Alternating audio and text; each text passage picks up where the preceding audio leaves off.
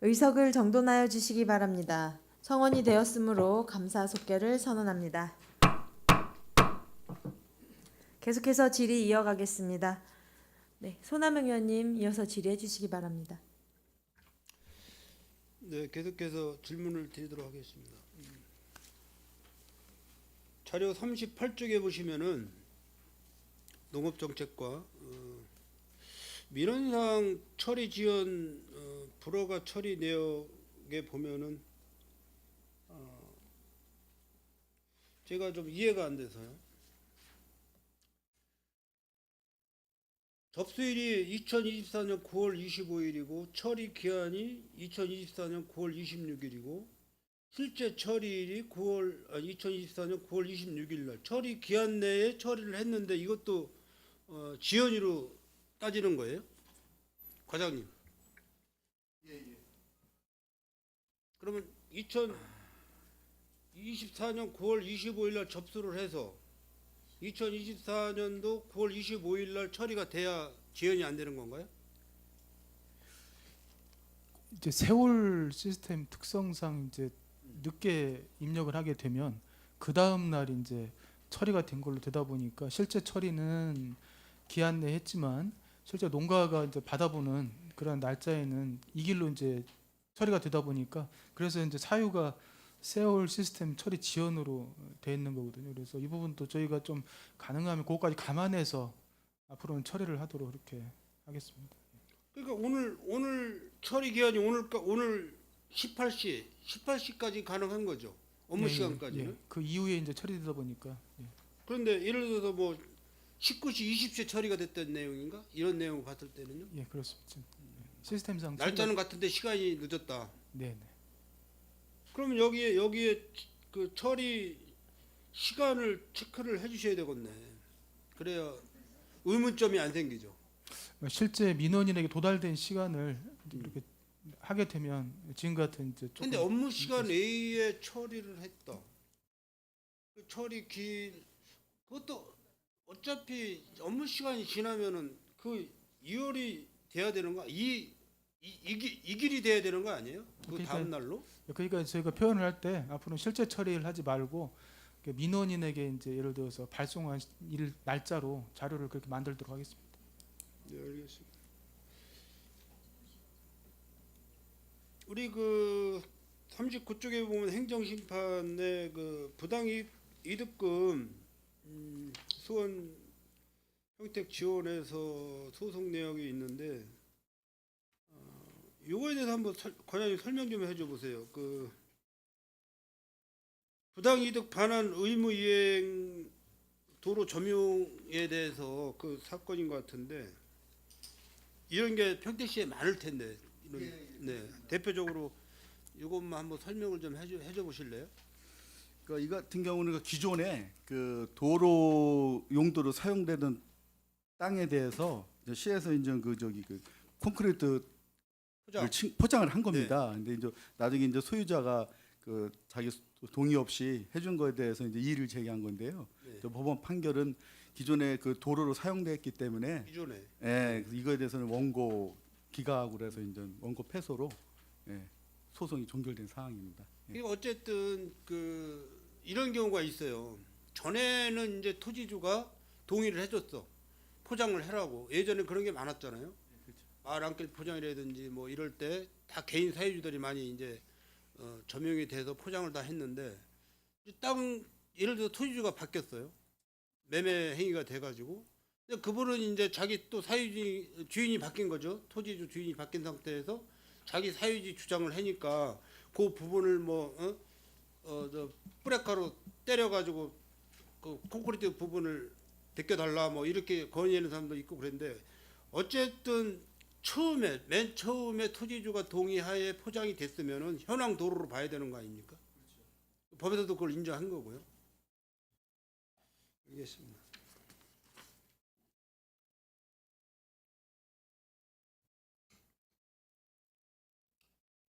그 다음 40쪽에 그 한국농어촌공사 그 건도 좀 한번 말씀 좀 해줘보세요. 저수지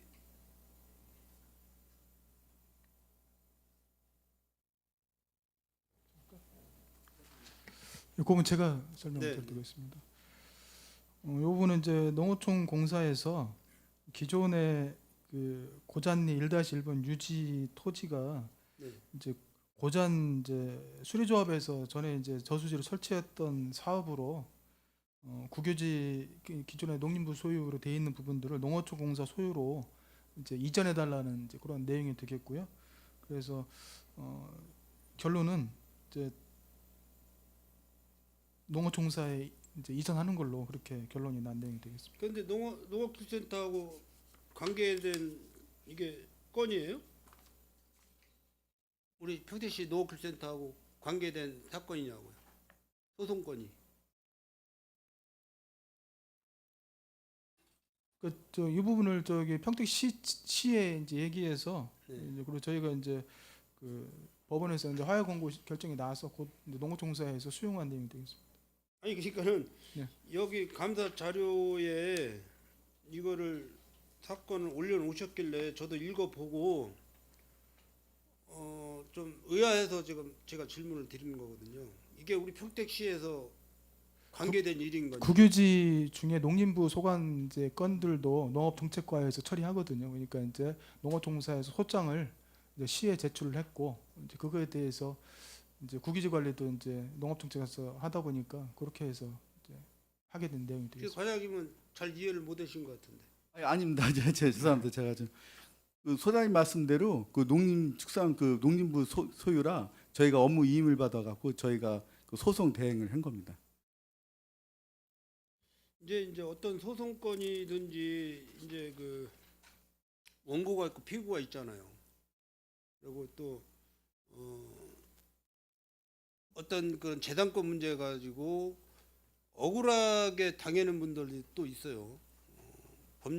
법리 해석이나 뭐 이런 게 좀 부적합하게 나타나 가지고 그런 부분이 좀 가끔 있는데 하여간 우리 평택시에서 소송건도 많이 진행을 하고 있지만은 우리 시민들이 억울하지 않게끔 정당성 있게 보상 문제라든지 어떤 그 사용 동의서라도 뭐 이렇게 해줘서 억울함이 없게끔 좀 이렇게 많이 관련 부서에서는 좀 관심을 가져야 될 것 같습니다. 알겠습니다.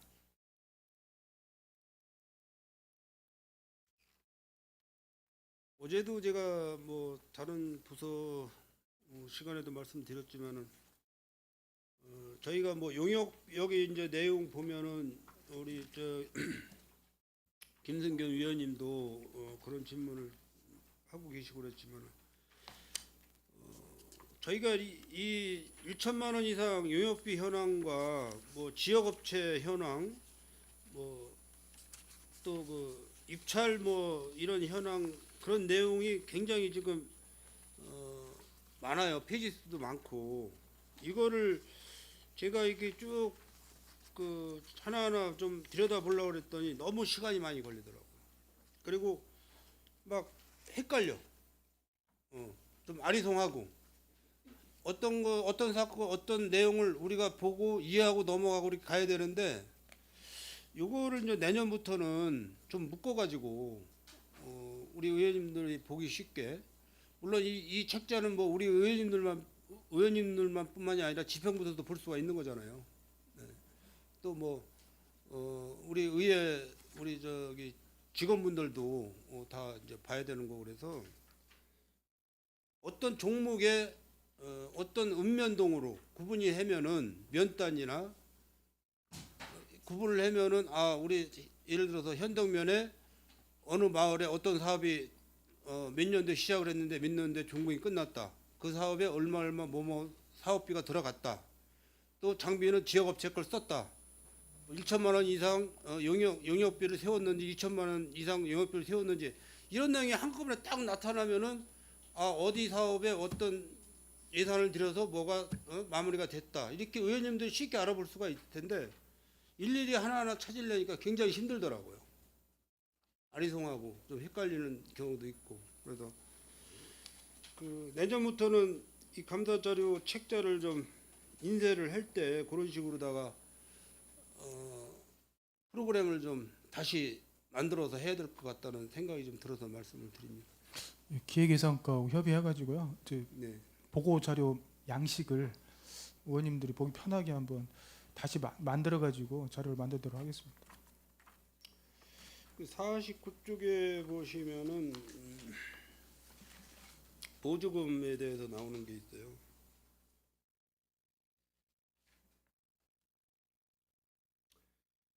그 49쪽 세 번째 줄에 전통주 제주장 신축 건축 설계 용역비 해서 자부담이 2억, 시비 1억 5천, 도비 1억 5천 해서 5억 그 사업비인데 이게 이제 명시 2월이 됐어요. 2억 9천 1,600만 원이.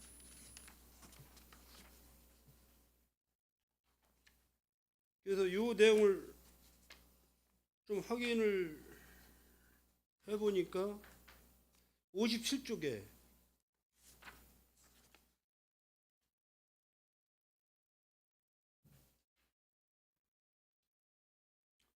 그럼 이게 용역 기간이 얼마나 걸리는 거예요? 지난해 명시 2월이 됐는데 2억 9천 1,600만 원이 명시월 돼서 네. 이제 올해 현재 추진 중이고 이제 하반기에 이제 완료 예정입니다. 그러니까 당초에는 용역 기간을 1년이면 되는 1년이어야 되거든요. 원래는 1년. 예, 통상적으로 그 사업이 뭐 계속비 사업 아닌 이유는 단년도에 끝나야 됩니다. 근데 그러니까 아직도 용역 중이죠? 현 6월 달 준공 예정입니다. 6월 말. 6월 그러니까 말. 예, 이달로 준공 예정입니다.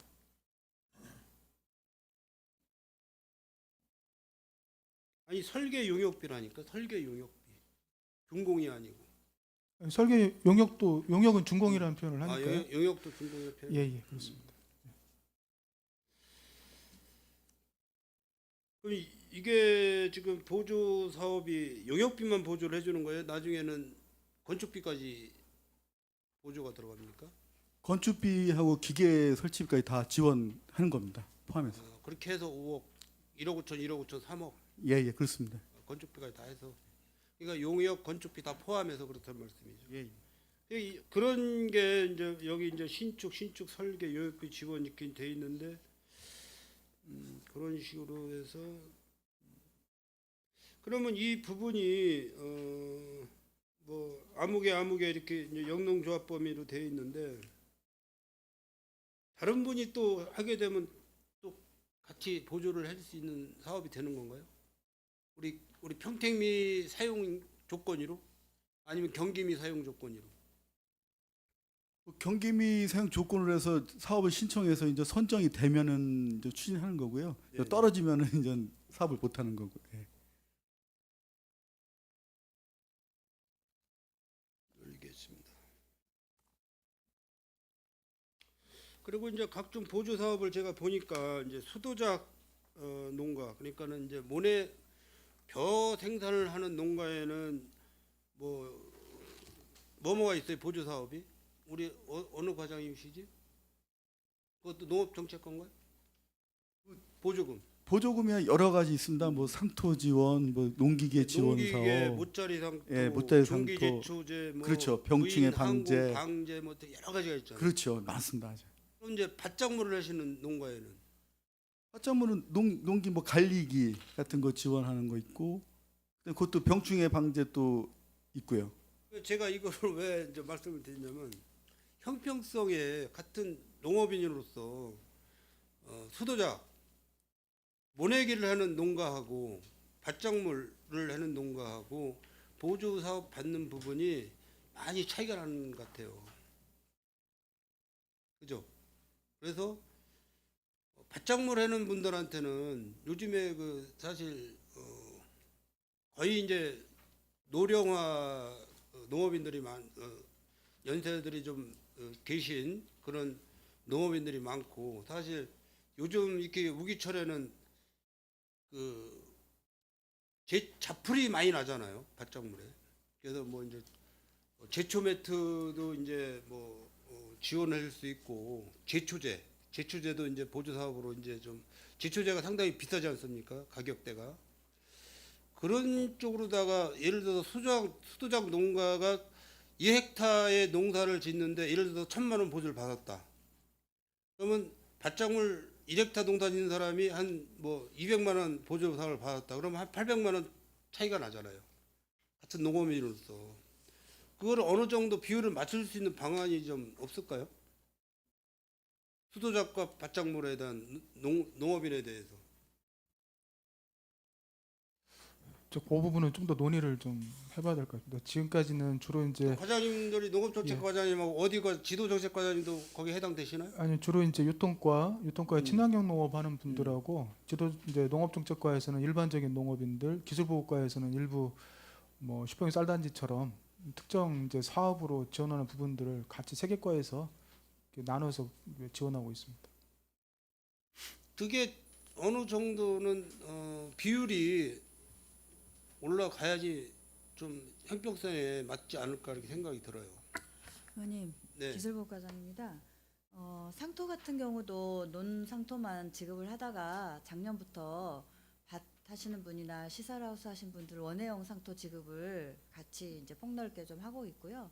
그다음에 비닐하우스 설치 사업이라든지 아니면 잡초 매트 사업도 농정과에서 일부 나가고 있습니다. 그래서 말씀하신 대로 논 작업하고 밭 작업하고의 어느 정도 수준에 있는지는 검토를 해봐야 되겠지만 네. 예전에 비해서 밭 작업하시는 분들한테도 지원이 많이 확대가 되고 있습니다. 관정 같은 사업도 저희들이 이제 가뭄 대비해서 많이 나가고 있고요. 예를 들어서 뭐 하우스 시설 재배하는 분들한테는 뭐 어떤 보조 사업? 하우스 시설 재배하시는 분들한테는 이제 주로 대표적으로 나가는 게 이제 장기 연질 필름, 그러니까 소모품이니까 그런 부분들, 그다음에 단순하잖아요. 예, 7년에 한 번씩 이제 교체를 하니까요. 그 주기 맞춰서 그 시기 맞춰서 지원을 하고 있고, 뭐 기타 이제 뭐 슈퍼니 단지에 들어올 경우에는 뭐 종묘비라든지 그런 부분들을 하는데, 단지 이외에 있는 분들을 이제 무작위로 지원하는 부분들은 저희가 농업보조금 지원줄에 여기에서 하고는 있지만, 의원님 말씀하신 대로 지금 뭐 수도작 위주로 지원하고 있는 건 맞습니다. 근데 대부분의 농업인들이 수도작 인구가 많다 보니까 그런 좀 민원이 많아서요. 그래서 일반 원예작물이라든지 밭작물은 저희가 추가적으로 검토를 하도록 하겠습니다. 한번 고민 좀 해주시기를 바라겠습니다.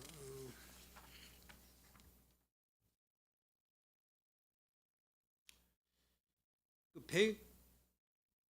116쪽에 보면은 그 농협별 수매가 변동 사항이 2019년부터 2024년도까지 나와 있어요. 수매가가 차이가 많이 나죠. 여기 보면은 117쪽에 보면은 2020년산이 특등이 77,620원. 이게 킬로그램 낭이죠? 아닙니다. 조곡 40kg 한 포 기준으로. 한 포당. 예, 예, 한 예. 포당. 40kg 한 포당. 예, 예. 2024년산이 65,600원. 약 한 12,020원 정도가 이렇게 5년 동안에 12,020원이 줄었습니다. 예. 줄었죠. 네. 가면 뭐 2025, 26, 27도 연수가 더 지나면 더 줄을 거 아닙니까? 금액이? 이제 그 부분은 좀 더 검토를 좀 해봐야 되겠는데요. 이제 쌀 소비 촉진이 어떻게 되느냐, 그다음에 지금 정부에서 역점적으로 추진하고 있는 뭐 전략작물이라든지 그런 식으로 해서 재배 면적 감축, 이제 그런 걸 봐서 시장에 어느 정도 그 쌀이 풀리냐에 따라서 가격이 좀 달라질 것 같습니다. 지금 뭐 수도 그러니까 쌀 생산을 지금 지향시키는 전체적으로 우리나라에서는 지향시키는 그런 사업을 가고 있잖아요. 예, 그러니까 대체작물로다가 네. 하게끔. 예, 그렇습니다. 평택시에서는 대체작물이 뭐가 제일 우리 지도정책과장님 뭐 어느 품목이 제일 좋다고 보실 수 있어요?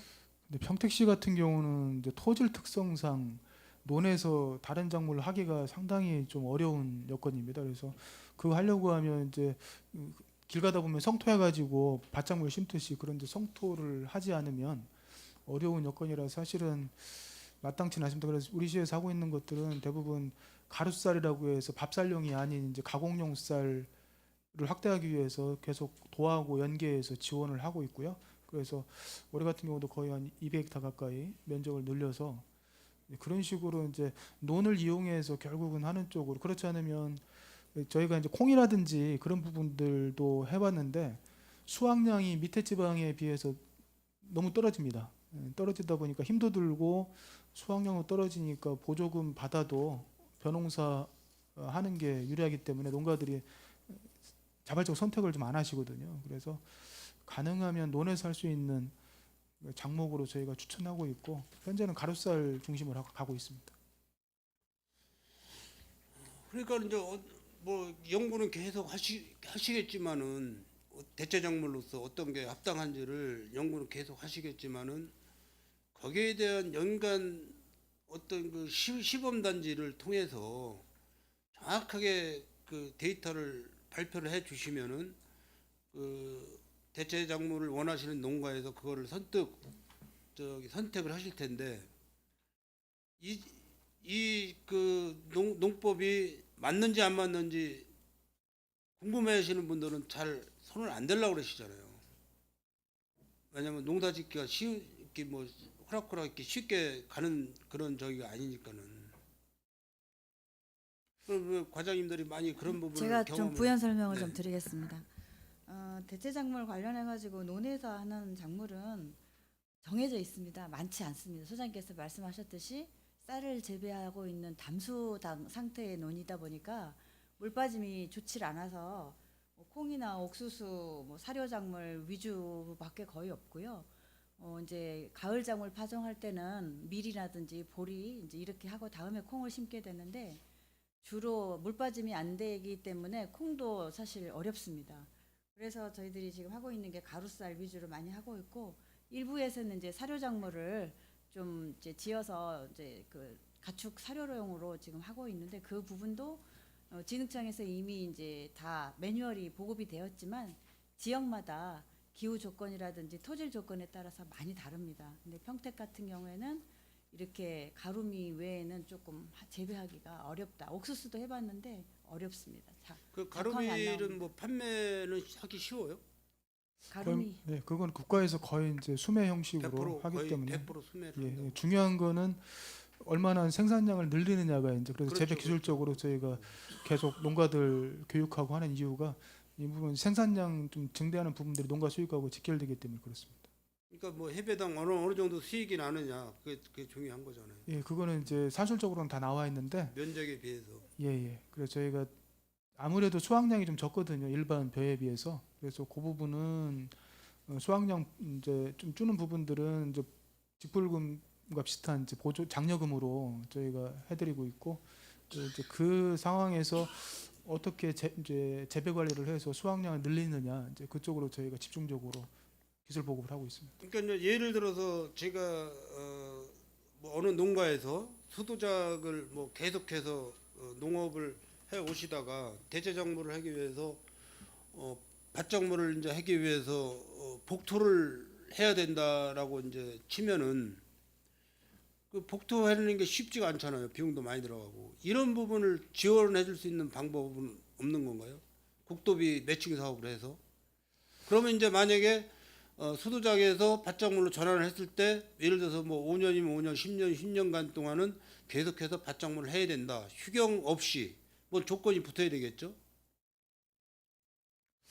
이제 성토하는 비용 같은 경우는 이제 저희가 단적 일례로 서탄에 그 침수가 상습적으로 돼서 기존의 하우스를 좀 논하고 비슷하게 진 곳이 있습니다. 그래서 그 부분을 저 배수 개선 사업으로 농림부에 이제 구피 지원을 올해 검토했었는데 이제 그 불가하다는 이제 내용을 받았거든요. 그래서 이제 국비에서 지원이 안 되면 시에서도 그 부분을 할 수 있는 명분이 없고 그래서 다시 한번 이제 하려고 하는데 일반적으로 이제 전략 작물을 위해서 한다고 하더라도 아까처럼 이제 배수 개선을 개선하기 위해서 성토하는 비용도 국가에서 지원이 불가능하다고 했기 때문에 이런 부분들도 결국은 이제 농가의 판단의 문제거든요. 어떤 작물을 심어서 계속 영수가 가느냐. 그래서 그 부분 현재 상태에서 어렵거든요. 그래서 지속적으로 그러니까 건의하고 여러 가지 우리 평택 같은 경우는 거의 평야지대잖아요.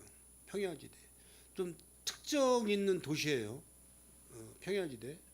그러니까 이런 부분을 우리 저기 가불병 국회의원님들이 계시지만은 국회에서 입법을 해서 다루는 분들이 계시니까 이런 분들한테 좀 건의를 해서 우리 평택시 지역에 맞는 농법을 할 수 있는 그런 법안을 좀 하나 발의를 해 달라고 건의를 한번 해보시면은 될 듯도 하고 될 듯한 그런 생각도 들고 그렇습니다. 그런데 뭐 어려운 일이지만은 그런 식으로 좀 우리 지역 국회의원님들하고 좀 차 한 잔 드시면서 접촉을 하셔가지고 좀 부탁도 해놓은 것도 우리 농민을 위해서 좋은 일을 하시는 게 아닌가 이렇게 생각이 들어요.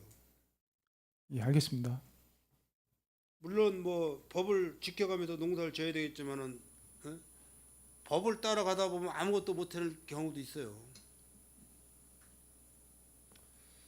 그 132쪽에 보면은 평택시 쌀 생산 소비량 비축미 현황이 나와 있는데 작년에 2024년도에 18,978포 이게 이제 배정량이죠.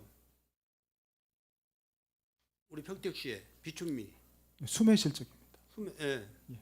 이게 배정량이죠. 그 생산량의 약 한 17%에서 18% 정도 비축미가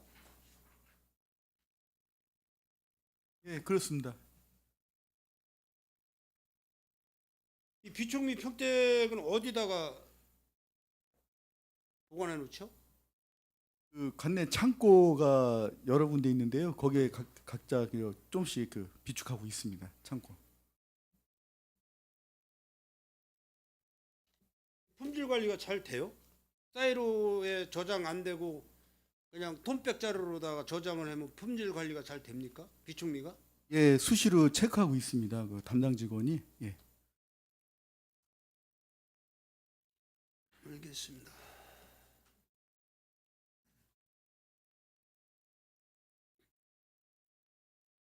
네, 농업정책과까지만 질의 드리고 잠시 후에 지도정책과 나머지 과 질의하도록 하겠습니다. 이상입니다. 네, 손한명 의원님 수고하셨습니다. 계속해서 질의하실 의원님 계십니까? 김순희 의원님 질의해 주시기 바랍니다. 네, 김순희 의원입니다. 아까 제가 오전에 제 농작물 재보험 가입 지원의 그 자부담은 국비 내시가 언제 10%가 언제 추가된 거죠? 언제부터죠? 작년부터로 알고 있는데요. 예. 그래요? 예. 10% 자부담이 10%로 줄어들었으니까 농작물을 재배하는 재배하시는 분들이 뭐 재난지원금으로는 충분한 배려 보상이 안 되니까 이거에 적극적으로 유도를 하셔가지고 전부 다 가입을 할 수 있는 방법을 한번 생각해 보셨으면 감사하겠습니다. 네, 고민해 보겠습니다. 예. 네. 그리고 이거 농업기계 임대 서비스 강화 아까도 농업기계 임대에 대해서 김승겸 의원님께서 말씀하셨는데 농업기계 임대로 해갖고 이제 임대 사업도 있고 근데 뭐 그 중에서 뭐 노후기계 뭐 노후기계 교체는 8종을 다 해주나요? 아니면은 몇 종을 8종 교체를 다 해주는 거 2종도 있고 6종 기계 3종 해갖고 총 26대를 해주셨는데 재고 많이 되는 교체 해주는 게 어떤 게 제일 많이 해죠? 6종을 많이 해주나요? 6종 기계? 이 부분은 저희가 이제 내구 년수가 좀 지나거나 안 그러면 정상적인 작동이 어려운 부분들이 발생한 농기계를 교체해 주는 건데요. 현재 8종 중에서 가장 이제 그 이번에 교체가 많이 되는 건 휴리피복기가 이제 7대. 그게 이제 대수는 가장 많고 그다음에 콩탈곡기 5대. 트랙터가 이제 4대. 소형 2대, 중형 2대, 그다음 쟁기, 뭐 쇠토기, 비료살포 그런 순으로 이렇게 돼서 총 합치면 26대를 올해 교체하게 되겠습니다. 그 임대 건수가 많아요. 임대 건수는 뭐 이게 한 분이 한 건이 한 대만 할 수 있지만 뭐 2대, 3대도 임대를 한 번에 해 가시는 분들도 계시나요? 현실적으로 그거는 좀 어렵습니다. 어렵죠. 왜냐하면 한 사람이 한 농기계를 작업을 해야 되기 때문에 그 작업이 끝난 다음에 그 다음 농기계를 빌려가는 식으로 하기 때문에 뭐한 번에 이렇게 물론 이제 트랙터 부착형 뭐 이렇게 부속 장비라 그런 것들은 일체형으로 이제 빌려는 가지만 전혀 이제 다른 용도로 하는 부분들은 거의 뭐 한 대씩 그렇게 하고 있습니다. 그 이 8종 기계 이제 임대 사업을 하면서 임대를 해가시는 분들이 이제는 운전 미숙이나 아니면 관리 미숙으로 인해서 이제는 불상사가 일어날 수도 있잖아요. 거기에 대한 배상은 다 어떻게 되나요? 그래서 저희가 이제 그 보험 농기계 종합보험 보험에서 가입 여부를 확인하고 가입된 농가에게만 저희가 임대해주고 있습니다. 아 농가가 가입을 해야 되는 거예요? 예, 농가가 본인이? 가입해야 됩니다. 예, 본인이 이제 아 관련 농기계 사용 농기계 어, 종합보험에 이제 종합보험을 가입을 하신 분한테만 임대를 해주시는 거예요? 예, 그 가입이 안 되신 분은 임대를 하고 싶어도 못 하시는 거네요, 쉽게 말하면. 그렇죠. 예. 아 그래. 아 그래서 그분들이 특별한 뭐 교육도 필요할 거고 컴바인이나 트랙터 같은 거는 좀 크잖아요. 다른 일반 저기보다 경운기나 이런 거보다 그러면 사고나 이런 게 있을 수 있는데 그거를 대여하는 데서 업체에서 대여 자부담이 얼마죠? 그건 기종에 따라서 다르고요. 기종에 따라서 이제 구입 가격이라고 해서 구입 가격에 이제 일정 요율을 통해서 임대료를 결정하거든요. 그래서 뭐 상이합니다. 그래요?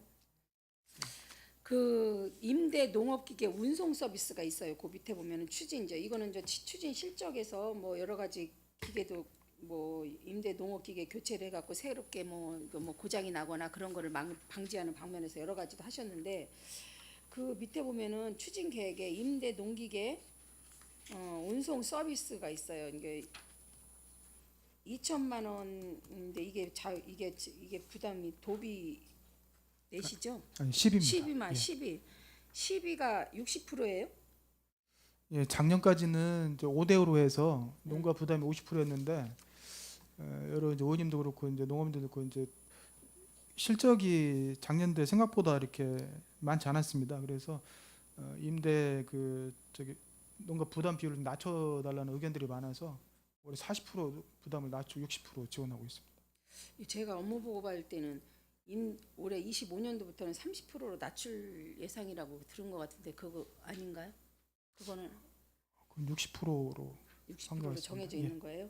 그럼 이거는 임대를 해가시는 분들이 직접 임대를 해가시는 분들도 있지만 운송 서비스는 거기에 뭐 서비스를 해가시는 분이 전부 다 해가시는 않잖아요. 다 운송 서비스를 다 해드리는 건가요? 이제 원하는 농가만 원하는 농가만 해드리는 하고 거잖아요. 있습니다. 이거 이 운송 서비스 자부담에 대해서 제가 좀 궁금해서 여쭤봤고요. 그다음에 제가 축산 반려동물과에서 이것 좀 하나 여쭤볼게요. 축산 반려동물과는 뭐 아까 화재도 많이 나는 것도 이관우 의원님이 잘 질문해 주셨고 축산 반려동물과의 축산법 위반 가태료, 뭐 가축 전염병 위반 가태료, 가축 전염병 위반 가태료는 어떻게 책정을 해갖고 어떻게 검사를 저기를 하시나요? 지금 그 가축 전염병 예방 가태료는요. 그 외부 기관에서 상시 그 축종별로다가 전염병에 대한 그 검사를 하고 있습니다. 특히 이제 구제어, 항체 형성률 뭐 그런 거를 검사를 해서 그 기준 미만일 때 나가는 가태료가 제일 큽니다. 200만 원에 저희가 평택이 5건이 전년도에 걸렸어요. 그렇게 맞나요? 그 AI 뭐 가축 전염병에 걸려서 그 가태료를 내긴 건 하여간 아니고요. 여기에 미달해 예, 예. 갖고 위반 가태료를 여기 보면 축산법 위반 가태료, 축산법이야 뭐 불순물 제대로 안 하거나 이런 건 10만 원이더라고요. 그러면 축산위생관리법 위반 가태료 16건. 근데 의외로 제가 보기에는 뭐 가축 전염병 예방 위반 가태료가 제일 많긴 한데 그래도 그게 5건이라는 거에 대해서 좀 의아하긴 했는데 이게 가축 전염병 위반 가태료를 한번 뭐 A라는 축사에서 가태료가 200만이 됐어요. 그러면 그 다음에 또 그 같은 축사가 뭐 A라는 축사가 또 그런 거를 걸릴 수가 있나요? 2차로 만약에 2차로? 적발이 되면은 금액이 더 커집니다. 아 금액이 커져요? 예, 그렇습니다. 여기에 뭐 배가 되거나 그런 거의 대부분이 1차에 100만 원이었다면 2차에 200만 원, 3차에 400만 원 이렇게 더블 형식으로 그래요? 올라갑니다. 예. 그렇게 걸리는 확률도 있나요? 한 군데서 두 번, 세 번 이상 그런 뭐 위반을 해갖고 과태료를 부과한 데가 있나요? 1차로 그 과태료 처분을 하면서 저희가 그 지도를 하고 예방 접종 안 한 거에 대한 과태료라고 하면 접종 지원까지 하고 있기 때문에 2차까지 가서 과태료를 내는 사례는 아직까지는 없었습니다. 2차까지는 안 가는데 5건이라 좀 이거 좀 많은 것 같아서 보니까 뭐 동물보호 안전조치 위반 과태료, 농수산물 원산지 표시에 관한 법률 위반 과태료. 농수산물 원산지 표시는 유통가에서 하는 건가요? 적발되는 건가요? 네, 저기 이제 그 감시원이 있어가지고 다니시면서 하고 또 신고가 들어오면 저희 직원이 현장 나가 확인해서 그 조치합니다. 대부분 이런 건 농수산물 원산지 표시는 신고에 의해서 하는 게 대부분이죠. 네, 맞습니다. 그럼 유통가 하시는 길에 농약관리법 위반 업체 과태료도 있어요? 그럼 농약관리법 위반 업체는 대부분 판매업체인가요? 네, 맞습니다. 판매업체의 그 표시나 이런 거 실제 판매 대장 같은 걸 보고 확인하고 있습니다. 이런 거는 정말 되게 민감한 것인데 제가 그 과태료를 보다 보니까 이게 과태료 건수가 좀 적지가 않아요. 뭐 5건, 16건, 6건 대부분 축산과 축산 반려동물과에서 뭐 위생관리법 위반 과태료가 많은데 이런 거 미리미리 계도를 하셔가지고 이런 현상이 안 일어나도록 좀 지도를 철저히 해주셨으면 해갖고 이건 말씀드립니다. 예, 알겠습니다. 네. 그리고 제가 269조 사업 설명서 260 공사 용역 지역업체 참여 현황에서 제가 한번 봤어요. 네, 항상 어디 다른 과에서도 그러나 항상 저희가 관내 업체들을 좀 적극적으로 뭐 입찰을 봐가지고 관내가 떨어져 갖고 거기에 뭐 미달하고 거기에 도달할 수 없는 한계가 있으면 어쩔 수 없지만 그렇지 않은 것은 관내 업체를 좀 이용해 줬으면 좋겠다고 저희가 항상 수시로 말씀을 드리는 거거든요. 여기에 보면은 269쪽에 보면은 도색공사 여기 2024년 자연 테마 식물원 도색공사 용인시예요. 저 지역이 제로예요. 그다음에 이제 그 옆에 보면은 농작물 병충해 예찰 차량 임차 용역 이것도 이제 안양시에서 100% 용역을 하셨더라고요. 이것 좀 한번 설명 좀 해주시겠어요? 이거는 도색 같은 거는 평택에 도색할 수 있는 이거 여기에 맞춰서 도색할 수 있는 곳이 없는지 기술보급과 소관이라서 네. 제가 설명을 네, 네. 드리겠습니다. 먼저 이제 2014년도 자연테마식물원 도색공사는 저희들이 예산이 녹록치가 않아가지고 1,900만 원을 계상을 했는데 워낙 오래된 노후된 그런 시설이다 보니까 이 자금 가지고 평택업체가 1차 선정이 됐었는데 도저히 못하겠다라고 포기를 하시는 바람에 용인에서 어렵게 구해가지고 도색을 하게 된 상황이 되겠고요. 그다음에 이제 렌탈 같은 경우에는 롯데렌탈을 저희들이 좀 많이 쓰지만 평택에 있는 렌탈 업체가 그렇게 또 많지가 않습니다. 그래서 부득불 안양에 있는 그 렌탈 업체를 쓰게 돼 있고요. 원래 이제 주소지는 렌탈 이 업체도 안양에 있지만 지점이 또 평택에 있어요. 그래서 평택하고 저희들이 거래를 요청을 했습니다만 본점이 안양이다 보니까 서류상에는 안양으로 표기가 되었습니다. 그래요? 네. 그래도 뭐 일단 사업체 저 서류가 그쪽으로 돼 있으니까 그쪽으로 표시가 됐겠죠. 근데 그러면 저는 그럼 궁금한 게 하나 있어요. 이 도색이 저희 평택에서 1차로 입찰이 됐는데 그쪽에서 너무 가격이 자기네는 가격을 맞출 수가 없다. 인건비도 솔직히 인건비하고 다 하면 안 된다는 거 아니에요, 이 가격에? 그럼 안양 용인시에서 와서 했어요? 용인시에서 똑같은 칠에 페인트에 똑같은 네. 그거가 이렇게 했다는 예, 거죠? 우리는 이 금액으로도 해주겠다, 가능하다 그래가지고 용인에서 와서 선정을 하게 되었습니다. 뭐 저희가 평택에 있는 지역 사업체가 못하겠다 했다면 어쩔 수 없는데 다음 이거는 뭐 이런 거지만 또 평택 그래서 저는 궁금해서 여쭤봤어요. 도색 같은 건 얼마든지 평택에도 페인트 업체 하시는 데가 많고 하는데 그래서 우리가 이 자연테마식물원이 일반 주택 같지 않고요. 수고가 높아요. 높기 때문에 장비가 필요합니다. 그런데 그런 장비를 갖추고 있는 업체들은 와서 가능한데 그런 장비가 없는 업체들은 장비 빌려면은 남는 게 하나도 없습니다. 그래서 아마도 평택 지역에서는 어려웠다고 이렇게 얘기하지 않았을까 싶습니다. 네, 알겠습니다. 그리고 저 하나만 다시 여쭤보겠는데 농촌 지원과에 도시농업조례하고 치유농업조례가 있어요. 그 조례에 대해서 제가 저 하나씩 갖다가 드린다고 한 거를 죄송합니다. 못 드렸습니다. 이 조례를 보면은 평택시 뭐 도시농업 활성화 조례하고 2018년도에 이거는 제정이 됐더라고요.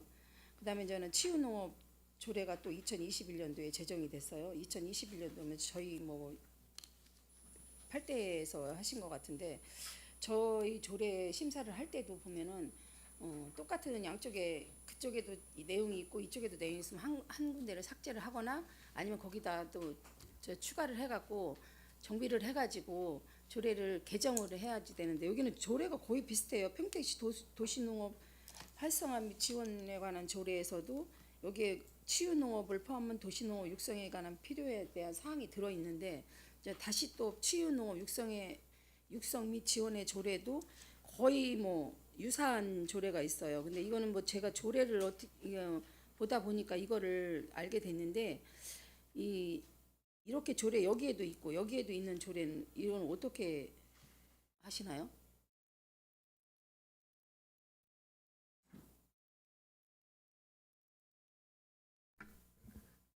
일단은 저희 이제 도시농업팀에서 도시농업하고 치유농업을 하고 있는데 이제 의원님 말씀대로 도시농업이 이제 치유농업까지 사실은 포함하는 큰 개념이거든요. 근데 이제 처음에는 도시농업으로 시작했다가 요즘에 이제 치유농업이 더 활성화되다 보니까 이제 조례가 그렇게 두 개로 제정이 돼 있는데요. 그런 부분은 저희가 한번 다시 검토를 해서 통합할 부분이 있으면 한번 다시 검토를 해보도록 하겠습니다. 그래서 각자 이제 치유농업 쪽이랑 약간 이제 다르거든요. 도시농업은 이제 일반인들 대상으로 하는 거고 이제 치유농업 쪽은 뭐 특수학급이라든지 저기 요양원에 계신 분이라든지 뭐 치매 안심센터라든지 이런 약간 그 치유, 그러니까 원예 치료 개념이 들어가는 그런 거를 이제 치유농업이라고 하다 보니까 더 세부적인 거죠. 그래서 약간 좀 이제 깊이 들어가면 좀 다른 부분이 있어서 그렇게 이제 양쪽 조례로 운영을 하고 있습니다. 그러면 제 생각은 평택시 치유농업 네. 농업 조례가 새로 네. 제정이 됐을 때는 여러 가지 네. 이제는 거기에 더 세심한 거를 많이 네, 담았으면 네. 도시농업 활성화 조례에서는 치유에 대한 것은 삭제를 해야 되는 게 맞는 거로 그걸 제정을 했어야 되는 건데 이걸 삭제 제정을 하시고 새로 더 네. 폭넓게 하셔야 되는데 이제 그거를 네. 조례 같은 거 하나를 하실 때도 네. 겹치는 게 이것뿐이 아니라 아마 평택시 조례가 겹치는 게 많이 여러 가지가 있을 수도 있어요. 근데 이제 그걸 하나하나 찾아보진 않았는데 이렇게 보다 보니까 이런 게 있는데 근데 또 치유농업에서도 뭐 위원회는 평택시 도시농업 활성화 및 지원에 관한 조례 제4조에 따라 평택시 도시농업위원회의 그 기능을 대신한다. 이렇게 또 그런 내용도 있더라고요. 근데 위원회는 또 여기 치유농업에서 하는 게 아니라 도시농업 조례 그거를 대신을 하는데 이거는 조금 한번 저도 한번 보겠지만 이거 보고 양쪽과 한번 제정을 해야 되는 것이 필요하다고 생각해서 제가 말씀드렸습니다. 과장님들은 이런 내용이 조례가 하나 들어오면 개정이나 제정이 들어오면 그거에 대해서 더 자세히 알고 계실 거 아니에요. 그런 것도 세심하게 한번 신경을 써주셨으면 해갖고 제가 말씀을 드렸습니다. 예, 알겠습니다. 그리고 아까 유통가의 로컬푸드 참여 농가 수집 지원, 농산물 수집 지원 전령 미집행이 됐어요. 그거 한번 설명 좀 해주시겠어요? 그게 이제 작년에 저 신규 사업으로 해서 네네. 저희가 한 4월 달쯤에 내려온 건데 그게 로컬 푸드 이제 센터에서 그걸 신청을 해서 이제 하는 건데 이제 본 예산에 세웠으면 저희가 원활하게 했을 텐데 그게 이제 추경으로 내려오다 보니 그 인원 뽑는 것도 어렵고 해서 작년에는 이제 그 돈을 저희가 하나도 쓰지 못했고요. 올해도 똑같은 사업이 있어서 올해는 초부터 준비해서 지금 현재 그 인원을 쓰고 있는 중입니다. 이게 로컬푸드 맞아요. 로컬푸드에 참여하는 농가를 수집 지원을 해주는 거에 맞는 건데 이게 로컬푸드의 공모 사업으로 지원 사업이 또 있어요? 유통 지원 사업 이거하고 틀린 건가요? 수집 유통해주는 지원 사업하고 수집해주는 지원 이건 로컬푸드 거예요. 제가 로컬푸드에 보니까 이게 있더라고요. 농무 사업 한 거에 유통 지원 사업이 있더라고요. 유통 지원 사업하고 수집 지원 사업하고 틀린 건가요? 저희가 지원하는 수집은 말 그대로 이제 직접 농가에 가서 그 농가 물품을 이제 로컬푸드 센터까지 갖고 오는 걸 저희가 지원하는 사업이고요. 그 유통 사업은 저도 확실하게 그거를 제가 파악을 못 해가지고 그건 다시 파악해서 한번 의원님께 보고 드리겠습니다. 네, 이게 같은 로컬푸드의 농산물 유통 지원 사업, 농산물 수집 지원 사업 거의 비슷한 것 같은데 이제 틀려요. 여기는 로컬푸드 거고 이쪽에는 여기 농촌 유통과 거고 농업기술센터 거고 그래서 여기 로컬푸드하고 같이 관계가 됐기 때문에 제가 여쭤본 거고 2차 추경에서 저희 반영된 건데 뭐 인원을 참조가 안 돼 갖고 인원이 모집이 안 돼 가지고 이제 그거를 전략 다 이거를 저기를 못 했다고 하시는데 그러면은 2차에 추경에 할 때는 그 분들이 원하시는 분들이 없었나요?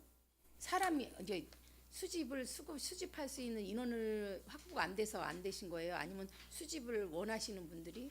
그게 이제 로컬푸드 센터에서 워낙 신청을 하게끔 돼 있었는데 네네. 로컬푸드에서 이제 직원을 새로 뽑고 했는데 시간도 많이 걸리고 하다 보니까는 그 신청을 포기를 했습니다. 그러다 보니까 작년에는 그 지원 사업을 할 수 있는 상황이 못 돼서 사업을 못 했던 겁니다. 올해는 지금 사업 하시고 계신 거죠? 네, 현재는 진행 중에 있습니다. 그 사업. 로컬푸드 수집 인력 지원에서는 대부분 그러면은 그분들은 그러니까 제품을 생산해 놓으면 전부 다 그 수집해 갖고 이동을 다 해주시는 거예요? 그러니까 이제 그 농가 직접 갖고 오시는 분도 계시고 이제 대부분 고령자일 분들은 이제 갖다 저기 해달라고 하면 그 로컬푸드에서 가서 그 농가에서 그 물건을 갖고 오는 겁니다. 신청을 하시나요, 이분들이? 지금은 많이 신청하는 것 같습니다. 그쪽. 신청을 하시는 분에 한해서 이거는 직접 유통가를 신청하는 게 아니라 로컬푸드로 직접 신청을 하는 건가요? 네, 저희 그 생산자 협의회 통해서 이제 신청을 하신 분에 한해서 이제 가서 직접 수거도 해 오고 그다음에 이제 5성에서 수거된 거를 이제 2층이나 이쪽으로 날라도 주고요. 그런 사업을 하고 있는 겁니다. 지금도 도비 매칭인가요? 현재도? 네, 도비 매칭 사업입니다. 네, 이거 도비 매칭 사업인데 뭐 30%지만 그래도 도비 매칭 사업 그런 거는 전부 다 저희가 다 수용할 수 있도록 좀 힘써 주셨으면 좋겠습니다. 네, 앞으로 계속 준비 잘 해서 차질 없이 진행하도록 하겠습니다. 그리고 제가 유통가에 또 하나만 여쭤보겠습니다. 유통가에서 작년 24년 2회 추경에도 올라왔고 저희 본 예산에도 신청했는데 토량 개량제 갖고 비옥한 토량을 만들어야지 뭐 농사를 짓거나 그러는데도 그만큼 저는 효과가 많고 좋은 농산물이 생산되는 거에서 이런 토양 개량제가 국비 지원을 국비 도비 시비해 갖고 계속 이거 저희도 많이 추진을 하고 있죠. 네, 3년 일주기로 해서 저희 평택시를 3개 권역으로 나눠서 계속 지원하고 있는 겁니다. 제가 여쭤보고 싶은 거는 혹시 이거 여쭤봐도 될려나 모르겠어요. 안중 농협 퇴비 그거 혹시 퇴비에 검사한 거 예. 아연 과다 구리하고 아연하고 구리. 과다하다고 언론사에서 제가 뭐 연락 받은 적이 있습니다. 네, 그런데 그거에도 어떻게 대처를 하셨나요? 통상적으로 기술적인 요인은 이제 그분한테 설명을 드렸고요. 예. 이제 구리나 아연 같은 경우는 이제 작물이 이제 성장하는데 필수 요소이기 때문에 뭐 중금속이나 그런 게 아니고 아니다. 양분입니다. 미량 요소인데 다만 이제 과다했을 경우에는 생육 부진이라든지 뭐 다른 이제 미량 요소 이렇게 흡수하는 부분들을 장애 요인으로 하는 건 맞습니다. 근데 그분이 올린 이제 기준이 사실상은 저희가 그 허용 기준하고 좀 다르더라고요. 그렇죠. 예. 많이 차이가 나갖고 제가 여쭤보는 거예요. 아니 그러니까 이제 그분이 그 제시했던 기준보다 그 훨씬 실제로 그 작물이 허용되는 기준이 높거든요. 그러니까 그분이 알고 있는 정보가 약간 좀 착오가 있다라고 그러고 그래서 저희가 안중 농협 퇴비를 또 수거에다가 재검사를 또 했습니다. 재검사해서 어제 이제 결과가 나왔는데 다 기준치 이내로 나왔고요. 그리고 혹시라도 몰라서 안중농협을 주로 퇴비를 시용하는 농가 토양도 저희가 채취해서 실험실에서 분석했는데 다 토양 상태가 안전한 걸로 그렇게 나왔고 그 내용은 이제 안중농협에 통보를 해줬습니다. 네, 정말 다행입니다. 이 민원인들이 내는 민원은 또 농어민들한테 큰 우려가 해가 갈 수도 있는 거니까 이런 뭐 그것 대해서 걱정이 돼갖고 하시는 거니까 뭐 그거에 대해서 뭐 안 그런데 왜 그러냐 이런 반박을 하기 이전에 지금처럼 다시 검사를 하고 이렇게 해갖고 거기에 확증한 그 기준치를 보여주시는 게 최고라고 생각하거든요. 항상 뭐 농민들을 위해서 애쓰시는 소장님 뭐 최고 애쓰시고 뭐 과장님들 다 농민들은 위해서만 일을 하시는 거고 뭐 하나하나 다 세심하게 챙겨주겠지만 이런 것도 혹시라도 무슨 일이 생길까봐 걱정이 돼서 말씀드렸으니까 어제 검사가 좋게 나왔으니까 천만 다행이고 앞으로도 모든 면에서 다 세심하게 관심 좀 가져주셨으면 좋겠습니다. 네, 알겠습니다. 예. 네, 저 마치겠습니다. 네, 김순희 의원님 수고하셨습니다. 계속해서 질의하실 의원님 계십니까? 네, 손한명 의원님 이어서 질의해 주시기 바랍니다. 네, 지도정책과 좀 질문 좀 드리도록 하겠습니다.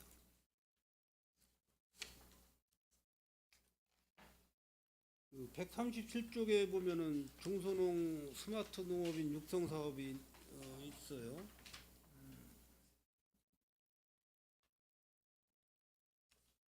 2천만 원 시설 개선 지원 사업 2천만 원. 이게 친청 스마트 농업에 관심이 좀 많은가요? 평택 농업인들이?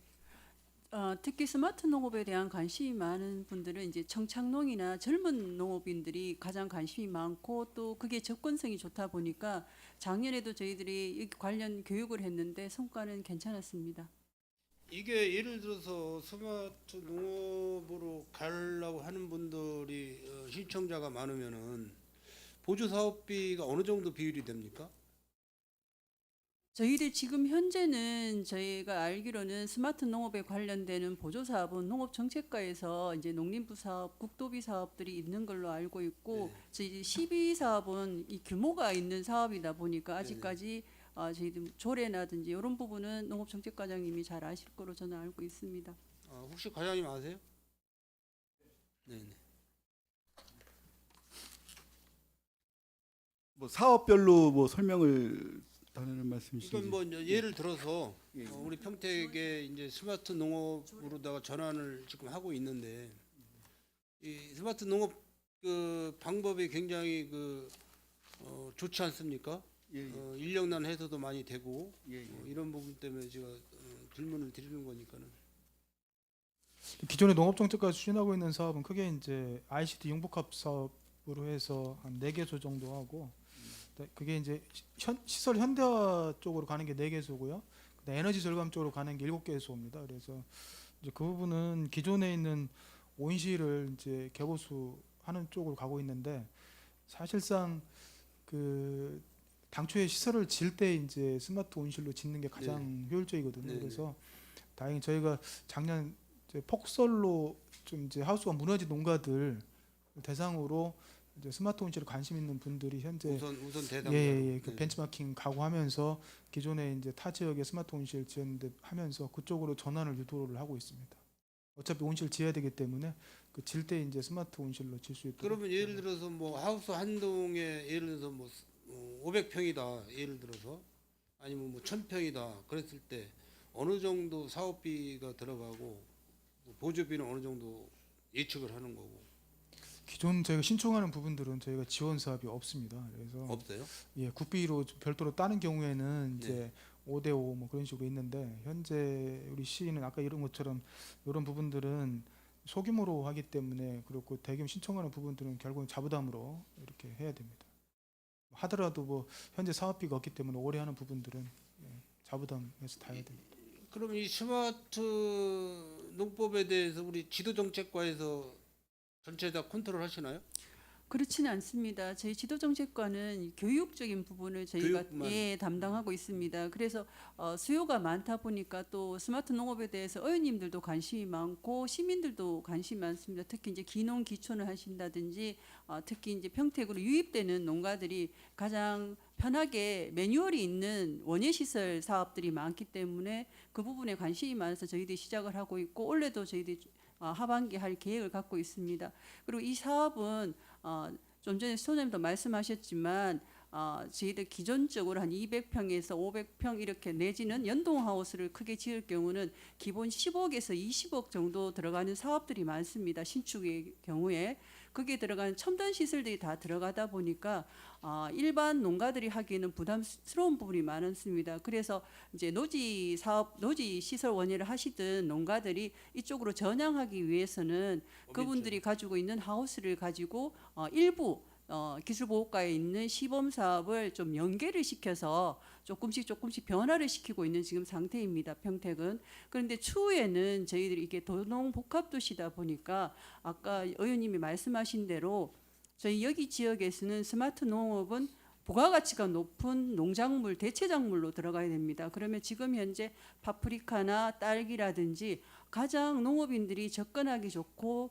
농업진흥청의 농림부에서 매뉴얼로 다 되어 있는 교육 시스템으로 접근한다면 그분들한테 이 사업비가 들어간 20억, 30억에 대한 그것을 뺄 수 있는 기간이 5년 내에서 7년 내에 환수가 돼야 되는 부분이 있습니다. 그래서 이 부분들을 접목할 수 있는 어느 정도의 체계가 된다면 그때 평택 농업도 조금 더 전진되고 성장하지 않을까 그렇게 저는 생각합니다.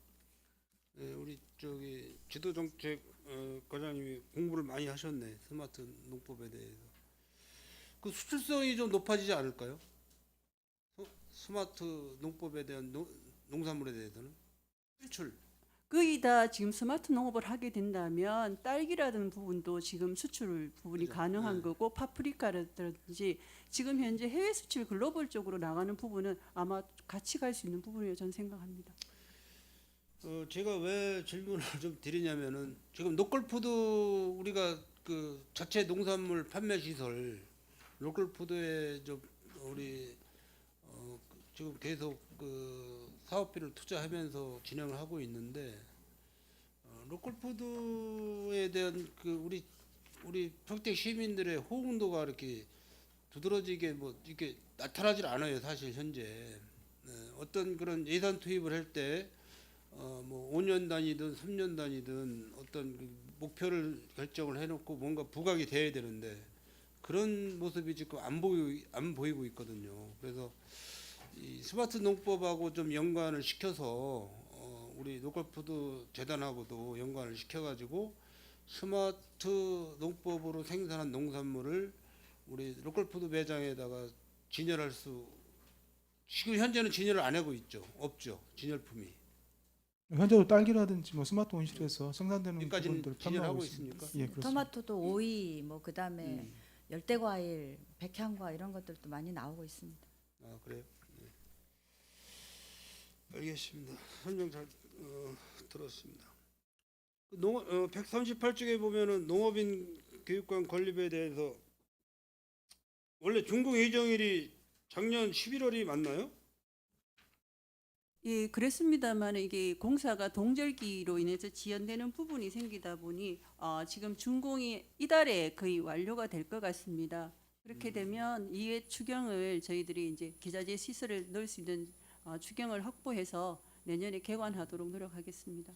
뭐 건립에 대한 예산 문제는 뭐 문제가 없는 거고 그 지금 이제 그 준공을 하고 나서 직기류라고 그러죠. 인테리어 비용이라든지 직기류 비용이 한 10몇 정도 부족하다고 그러셨죠? 아닙니다. 한 2억 500 2억 정도, 예, 2억 네, 1천 2억 사이 네. 정도만 있으면 됩니다. 평택시에서 그 예산과에도 제가 그 예산과장님한테도 좀 말씀을 드렸지만은 이 농업인 교육관을 건립을 하고 준공을 마치면서 그 직기류 내부 그 교육관 내에 직기류 시설비가 한 2억 5천 정도 들어가는데 그 예산이 없어서 연기를 시킨다는 게 이게 말이 됩니까? 우리 평택시 지금 예산이 얼마예요? 전체적인 예산이 소장님 2조 그 부분은 제가 정확히 파악하고 있지 못하는데요. 2조 한 4천억 예. 되잖아요. 일단 저희가 이제 부가적으로 설명드리면 1차 추경 때도 올리려고 애를 썼는데 전반적으로 예산상이 안 좋다 보니까 제가 판단할 때는 그 건물 준공 이후에 어차피 현재 교육하는 문제가 없기 이런 때문에 사항을 1차 추경 올리려고 저희 했습니다. 상임위에서 볼 때는 이거 농업인들 완전 무시하는 거예요. 지평부에서 각종 문화행사는 다 추진하고 있고 돈 2억 5천이 없어가지고 이게 연장시킨다는 게 말이 됩니까?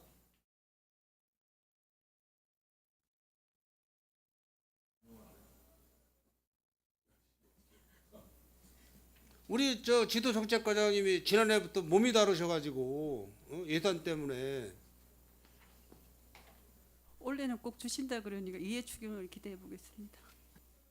이거는 전적으로 소장님 책임이 있어요. 이거는 이 부분은.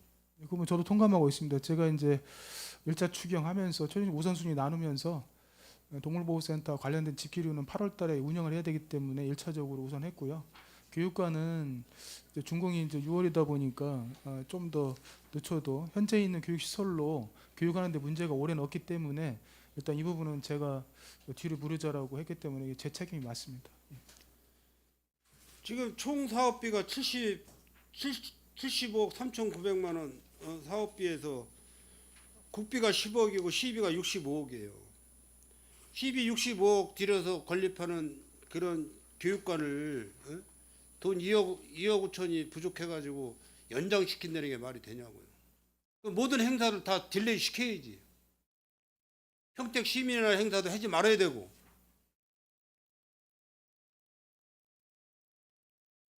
돈이 없으면 행사를 줄여야 되는 거 아니에요?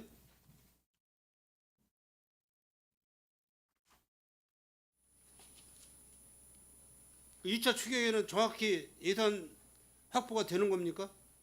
예, 그 부분 제가 예산팀하고 긴밀 협의해서 반영하도록 하겠습니다.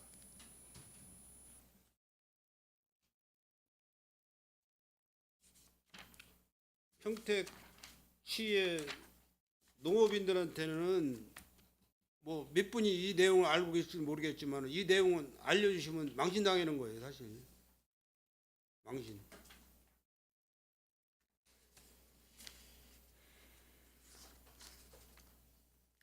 그 144쪽에 보면은 그 농업기계 임대 사업이 있는데 그 자동 세척기 그 사업을 어떻게 하실 예정이세요?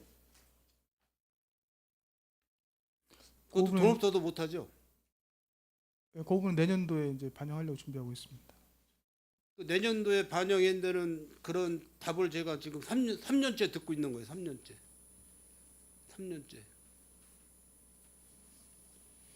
지금 그 이 부분을 자동 세척기 부분을 제가 왜 자꾸 강조를 드리냐면은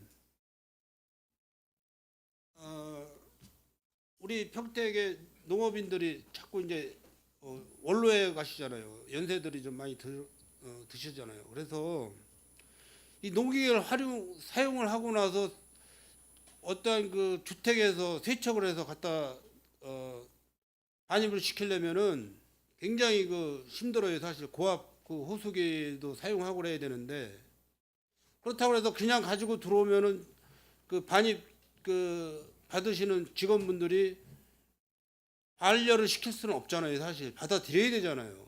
그러면 그 더운 날씨에 그분들이 다 일일이 세척을 하려면은 그게 보통 힘든 일입니까?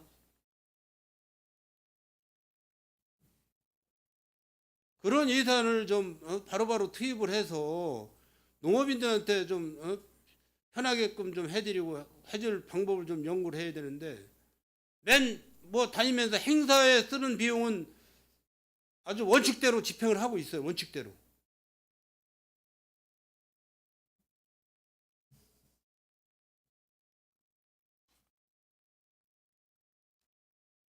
뭐 행사는 뭐 한두 번 건너뛰어도 상관없잖아요.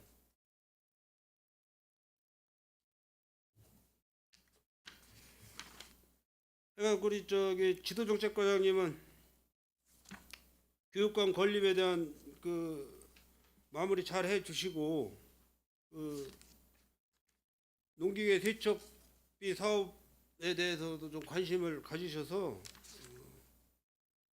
올해 안에는 어렵죠.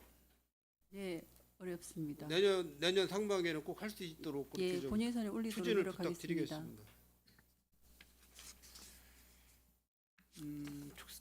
축산반려과 축산반려동물과 188쪽으로 한번 보죠.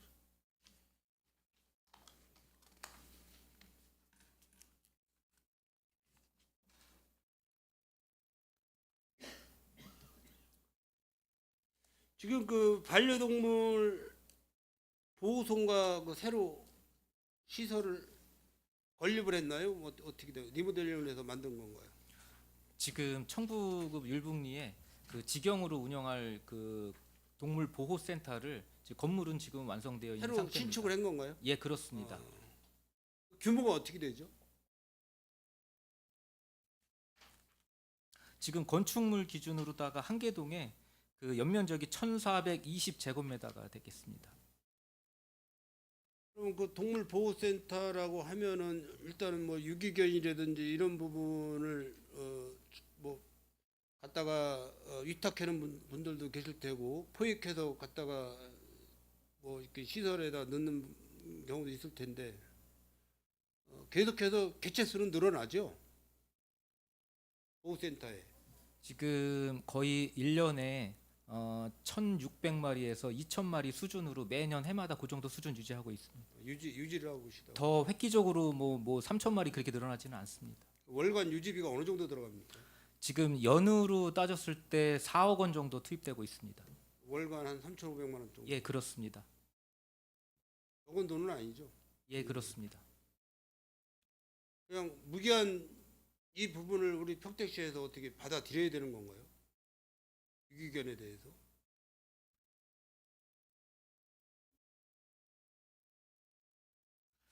이 부분은 뭐 유기견이 발생을 하게 되면 이제 동물보호센터 기능이 이제 그런 동물들을 안전하게 포획해서 이제 케어한 다음에 이제 입양이 일단 1차적으로 목표고요. 이제 그렇지 않은 경우에 피치 못하게 안락사를 하고 있는데 만약에 이제 시민 문화가 좀 성숙이 되고 해서 이게 줄어든다 그러면 동물보호센터 기능이 조금 더 이제 다른 쪽으로 이제 전환이 될 것으로 판단하고 있습니다.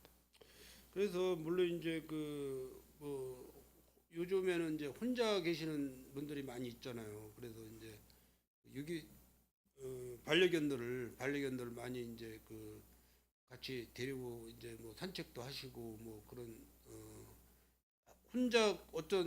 혼자인에 대한 고독이나 이런 거를 좀 풀기 위해서 반려견을 많이 이제 활용을 하는 것 같은데 이게 이제 그 중성화 수술이라고 있잖아요. 그 동물에 대해서 중성화 수술. 그러니까 이제 의무적으로 그거를 하게끔은 안 되나요? 지금 그 중성화는 의무 사항은 아닙니다. 의무사항은 예, 맹견의 경우에는 법에 의무로 해놨는데요. 일반 그 반려견에 대해서는 의무 사항은 아닙니다.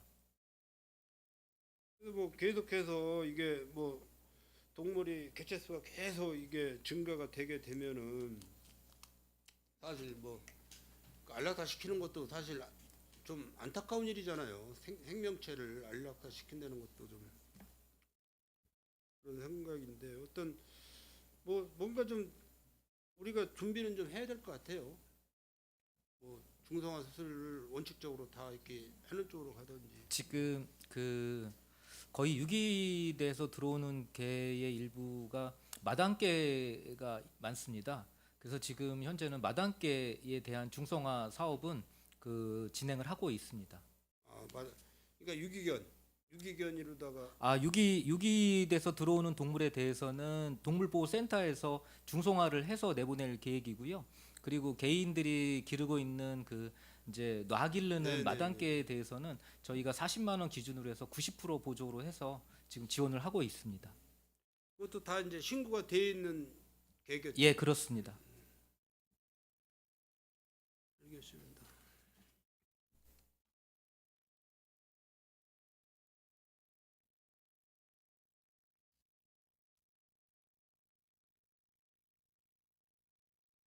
(218쪽에) 보면은 야생조수 사업비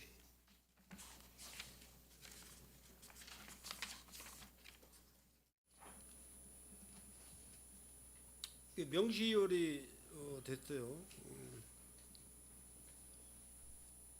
뭐 지난 4월달에 집행 완료가 됐네요. 그럼 이게 명시효율이 왜 명시효율이라고 이걸 체크를 했죠? 요 야생 조수 차단 사업은 AI 방제를 하기 위한 목적으로 추진이 되는데요. 매년 10월부터 그 다음에 그 2월까지 추진을 합니다. 그래서 그 협상에 의한 계약을 해서 업체를 선정을 하게 되면 사업 추진이 거의 11월부터 추진이 되기 때문에 그 명시효를 다 시켜놓고 그 다음해에 그 용역이 끝난 다음에 4월이나 5월달에 그때 이제 사업비 집행을 하기 때문에 그 완료가 된 상황입니다. 이게 좀 효과를 보나요? 야생조수 차단 사업이라는. 지금 눈으로 보여지는 효과라기보다요. 이거를 추진을 하면서 일단 산란계 농장에서는 그 대단한 효과를 보고 있다고들 지금 얘기를 하고 있습니다. 그리고 저희가 관에서 하는 사업 외에 그 산란계 농장에서 자체적으로다가 이제 그 고정형하고 이동식 그 레이저빔을 소유를 하고 있어 갖고 그 철새나 이 그 철새가 그 농장 밖 300m 이내에는 접근을 못하게 하기 때문에 그 접근원을 좀 발생 원인을 차단하는 데는 효과가 있다고 보고 있습니다. 네, 초사 반려동물과까지만 질문을 드리고 다음 시간에 기술보호과 농촌장과 마지막 질문 드리도록 하겠습니다. 이상입니다. 네, 손하명 의원님 수고하셨습니다. 원활한 회의 진행을 위해 감사 중지하고자 하는데 위원 여러분 이의 있습니까? 이의가 없으므로 5분간 감사 중지를 선언합니다.